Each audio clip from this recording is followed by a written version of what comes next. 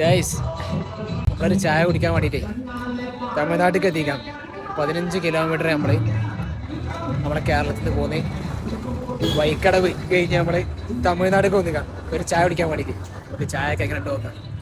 അങ്ങനെ നമ്മൾ എന്തൊക്കെയാണ് ഒരു തമിഴ്നാട്ടിലെ കടയിലേക്ക് വന്ന് കേട്ടോ. വന്നപ്പോൾ നോക്കിയാണ് നമ്മുടെ നാട്ടിൽ നിന്നും ഇല്ലാത്ത കുറേ സ്പെഷ്യൽ സാധനം കേട്ടോ.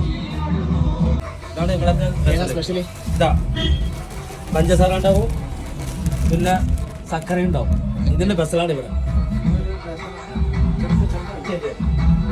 എന്താണ് സ്പെഷ്യൽ അല്ലേ? ഇവിടുത്തെ ബസ്സിലാണ്.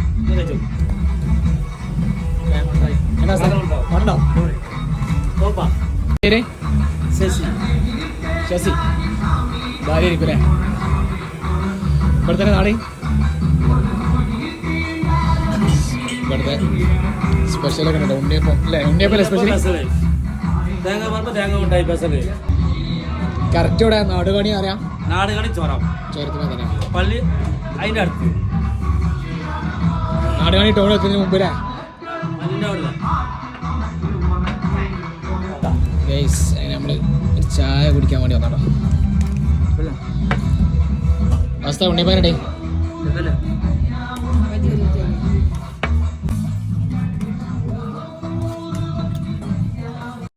നമ്മൾ